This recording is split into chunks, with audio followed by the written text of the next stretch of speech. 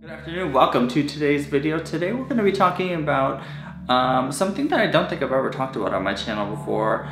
We're going to be talking about one of the best known possession cases.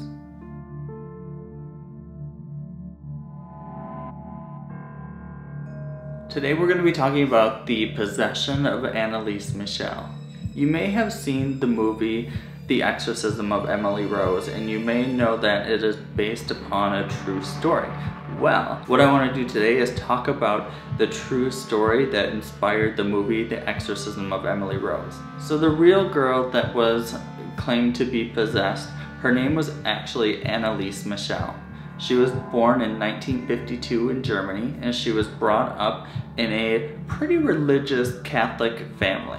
Everything went pretty well with Anneliese's childhood. It wasn't until she was 16 years old in 1967 where she experienced her first loss of consciousness. It was later then that night when she went to bed, when she was laying in her bed and she felt a pressure pushing down on her, pushing her into her bed. Now 11 more months go by until she has her second attack in 1969. After this attack, she was brought to her doctor by her parents.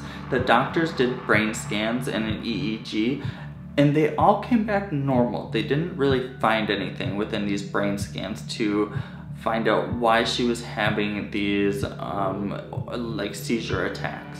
Now in 1970, she had her third epileptic seizure episode. It was then at that time that the doctors decided to start prescribing some medications and anticonvulsants to see if that would help and eliminate the episodes that she was having. Unfortunately, her episodes continued, and during that time she had more brain scans done, which had minimal findings, nothing to actually put into stone why she was having these, seizures and convulsions. Now in 1973, this is when things started to get really bad for Anneliese. During this time, she started to hear voices damning her to hell. She would hear knocking on the walls in her bedroom, and not only did she hear the knockings on the wall, even some of her sisters said that they could hear the knocking as well. She said that when she would pray, she would see faces of demonic figures, these ones also damning her to hell. She said that it felt like the devil was inside her, and she said that she often reported smelling what smelled like burnt feces. I have never smelled burnt feces and never want to, but I'm pretty sure it smelled pretty bad.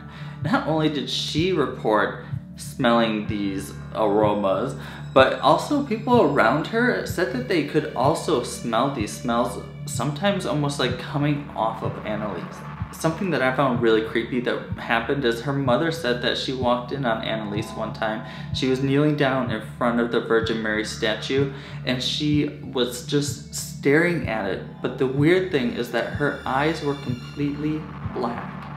So Anneliese had been going to all these doctors, they were prescribing her medications, nothing was really working. So at that time her doctor kind of suggested that maybe they seek the help of the church. But later on down the road, the doctor would say that he had never said that. So it's kind of weird that he kind of just wanted to hide that or retract that from ever being put out there in the first place.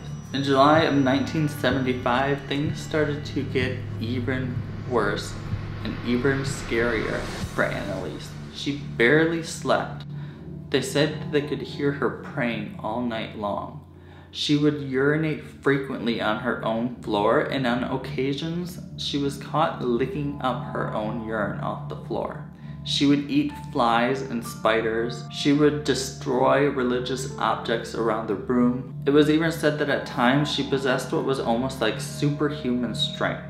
One of the fathers that had been seeing Anneliese was convinced that she was possessed by a demon, and he sought to perform an exorcism. So he went through the church and was finally granted permission to perform an exorcism. On September 24th of 1975, the first exorcism was held, and this was the first of 76 exorcism rituals that they would do over the next 10 months.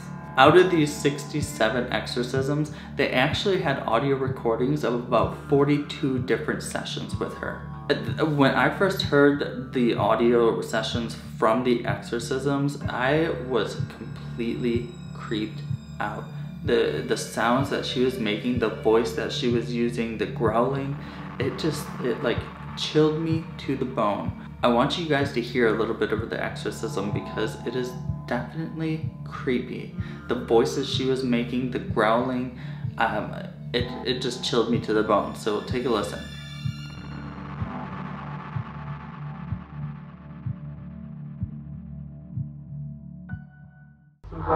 Ich bin nicht unrein, no. Im Namen des Sohnes und des Heiligen Geistes. Amen. Im Namen Jesu und im Namen Maria befehle ich dir, unreiner Geist, auszusagen. Im Namen des Vaters und des Sohnes und des Ja, das Schreibloch ohne ist es. Ja. Und das andere daneben. Ja. Im Namen Jesu und im Namen Maria befehle ich dir, es zu sagen. Im Namen des Vaters und des Sohnes und des Heiligen Geistes. Amen. Die volle Wahrheit im Namen des Vaters Die Kirche hat ja nicht und des anerkannt. Heiligen Geistes. Amen. Hier das Bach.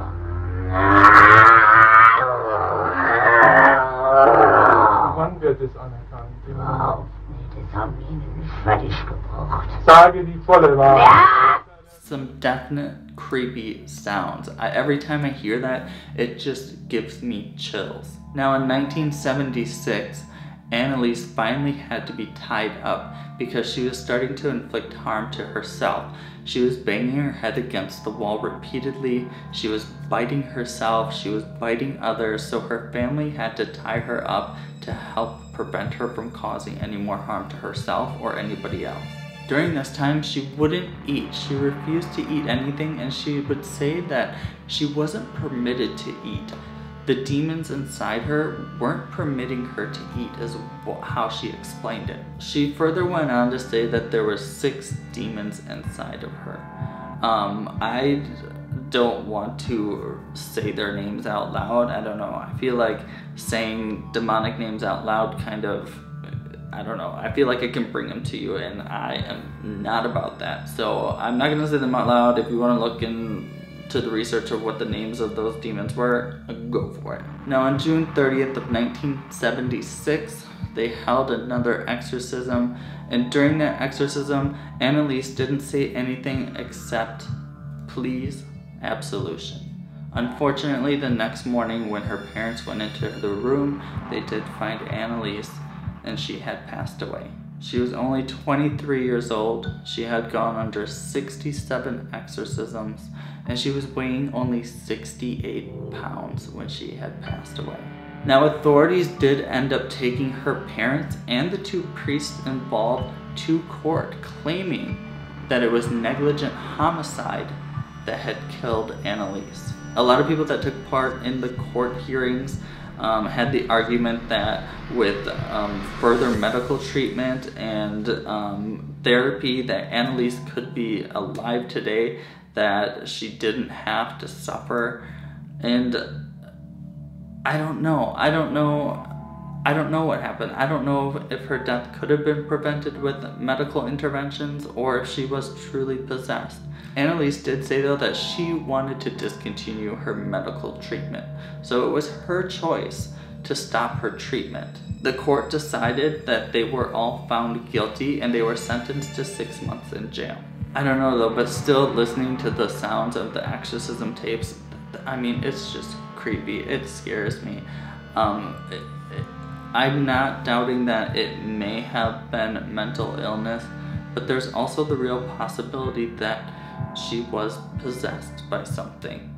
So what do you guys think? Do you think Anneliese was really possessed by a demon, or 6 demons as she says, or do you think it was just mental illness and, you know, she had some type of psychosis along with a seizure disorder, and, you know, her religion played into her mental illness? She really thought that she was possessed.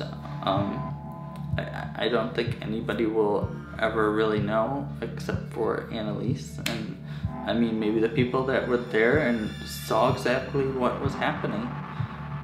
But I'd love to know what you guys think. What do you think about the story?